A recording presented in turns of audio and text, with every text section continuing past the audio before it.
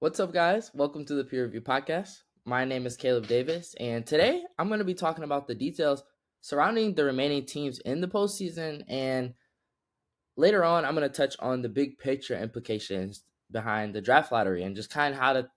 I just want to talk a little bit about how things fell and the future outlooks for a lot of these teams because the NBA is about to be shaken up a ton in this offseason. But before we dive in, make sure to like, comment, and subscribe if you haven't already.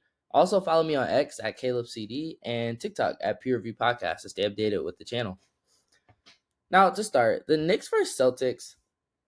As I kind of expected, the Celtics went home in Game 5 and balled out, and they forced a Game 6. And this was largely on the backs of Jaylen Brown and Derek White. Especially Derek White in that third quarter. I think I don't know what he finished with, but when I turned on the game, he had about 13 points in the quarter, and he was bombing threes, playing insane defense. They had contributions down their bench. Like Luke Cornett had 5 or 6 blocks in the game. Just a lot of guys stepped up, and in the absence of Tatum, and they balled out. Jaylen Brown stepped up and showed like why he's making all that money. And it was a good win for them morale wise because, when your best player goes down and you're in the postseason like this, like a lot of the times you'll see teams give up. But no, they came out and they fought. And who knows? Like this Celtics team is still talented, still very deep, and they still could potentially. I don't see it happening. Like I don't think it's very likely, but they still have the potential to come back on this next team, especially like if they were to get guys back healthy and contributing how they have in the past. But like I said, I don't think that's very likely. But I think this Knicks Celtics series was the most surprising out of all my predictions. Like I was okay with being wrong. Pistons Knicks, Clippers Nuggets, Lakers Wolves, all those series were coin flips. Like neither team had like a definite case to win the series. Like there was always a fighting chance for both sides. And this one surprised me a little bit though, because the Knicks just couldn't beat the Celtics in the regular season. Like every game was an ass whooping, and against a lot of the good teams in the league, the top dogs are in both conferences. They just weren't good against, and for them to come out and go up 3-1 against this Celtics team, I don't want to say like the regular season doesn't mean much because that's not what I'm trying to say, but when you have outcomes like this, because yes, Tatum got hurt, but the Knicks were winning that game regardless, whether Tatum goes down or not. Like they were up like 9 when he went down, like with like 2 minutes left. Like there wasn't 2-3 minutes, but like I don't think the Celtics were coming back and winning that game. And it's just nuts. It's nuts. Like every year we get to the postseason these past few years, and you can't predict anything. You don't know what's gonna happen. You don't know what teams are gonna come out. You don't know who's gonna get hurt. You don't know. And I think that's been the beauty of the NBA this season, and just ever since the post KD Warriors era, where there's more parity around the league, it's more fun, and I like the aspect of not knowing who the champion is going to be at the end of the year. Like it just makes things a lot more fun and a lot more unpredictable. But why the Celtics are losing this series, I think it comes down to a couple of things. Like the Knicks have just out executed Jalen Brunson, especially has just out executed them in the clutch. But I don't think the Celtic stars are playing up to par or even like similar to how they played last postseason. Like Jaylen Brown's averaging 22 points and shooting 27% from three. Not hitting open shots. He's not hitting tough shots. And I don't know if that's due to the injuries. He had a banged up knee coming into the postseason. Everyone's hurt though, so I'm not going to use that like as a huge excuse. Like you got to find a way.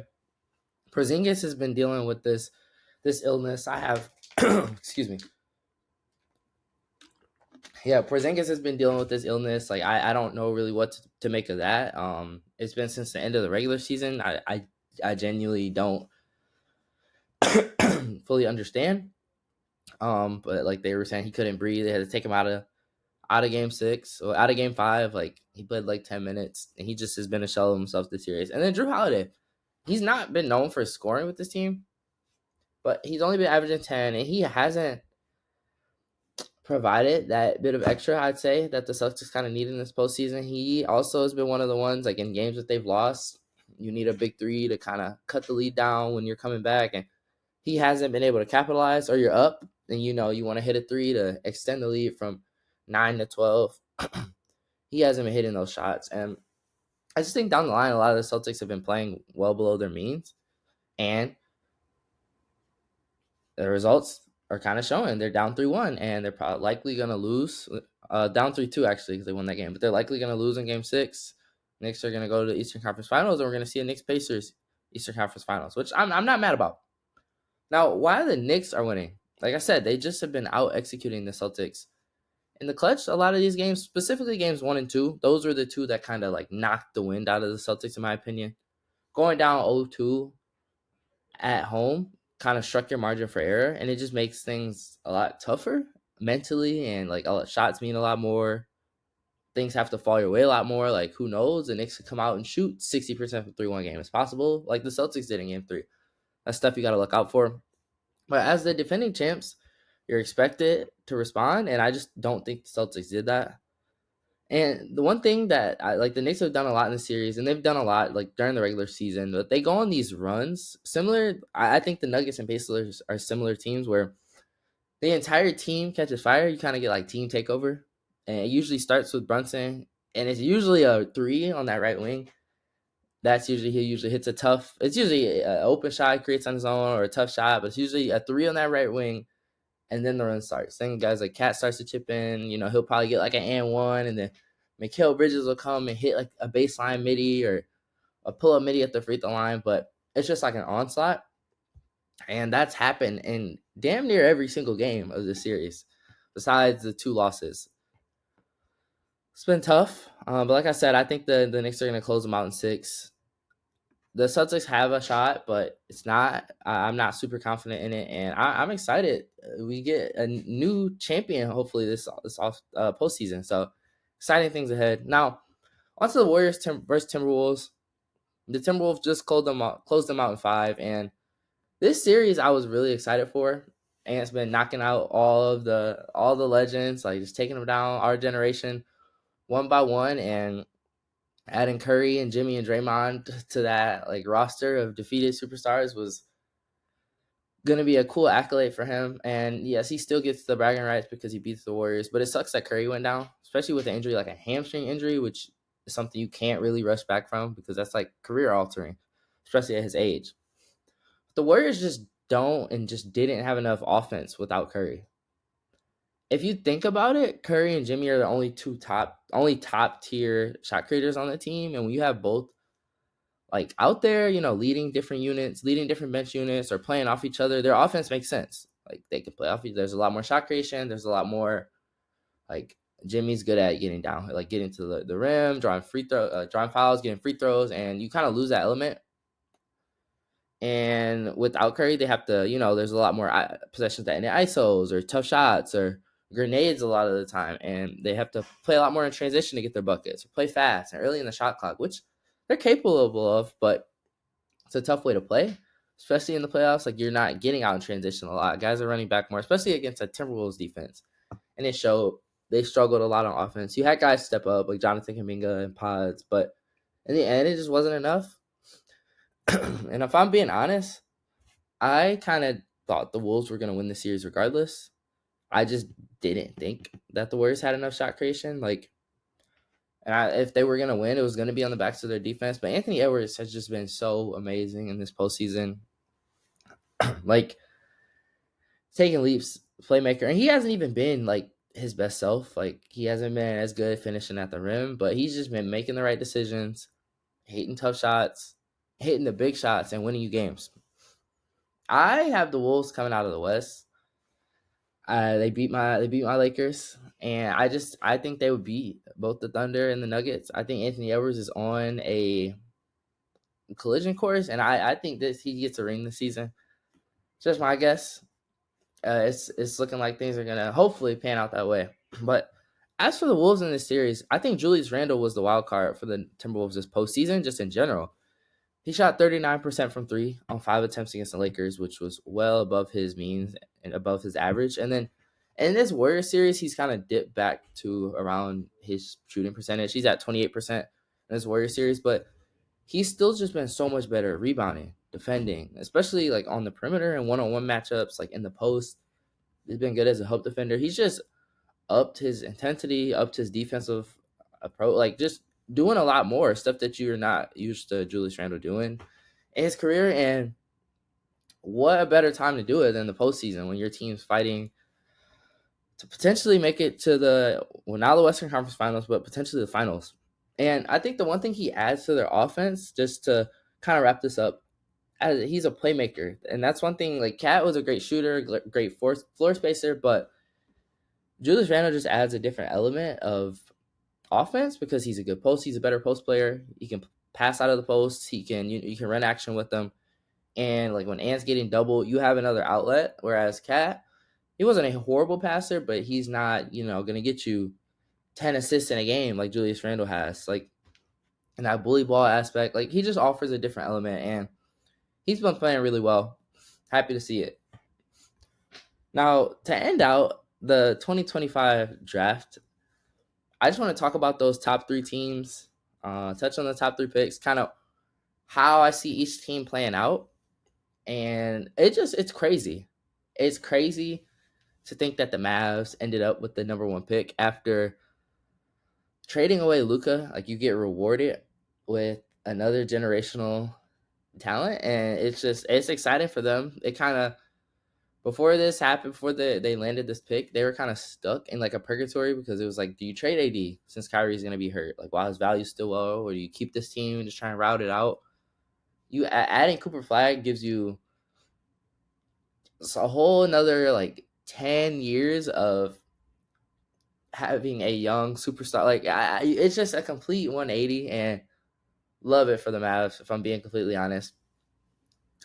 They have 2 scenarios though in regards to drafting Cooper Flag or trading the pick or what you do. Trading the pick, I feel like absolutely not. There's no way Nico Harrison could trade Luka Doncic and Cooper Flag in the same calendar year and keep his job. There's no way. You just can't. So we can take that idea and throw it out the window. They're not trading that pick. As for the 2 scenarios, you could trade AD while he still has value, and try to prepare for the future with Cooper Flag. Try and offset some of the like Klay Thompson, try and get assets back for those guys, and go into a complete rebuild.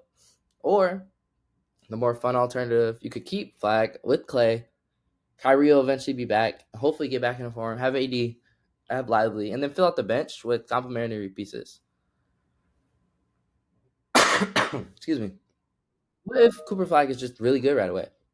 What if he's like on that Blake Griffin rookie All-Star tier, or caliber of player? Like, he comes in and he almost makes it. He won't win I don't think he will in the West, but almost make an All-Star team. What if he's averaging 20 and he just looks NBA ready? Then you have a championship contender. It's a fun scenario to look at, but Mavs fans are looking. The entire situation is looking up, and hey, I'm happy for them.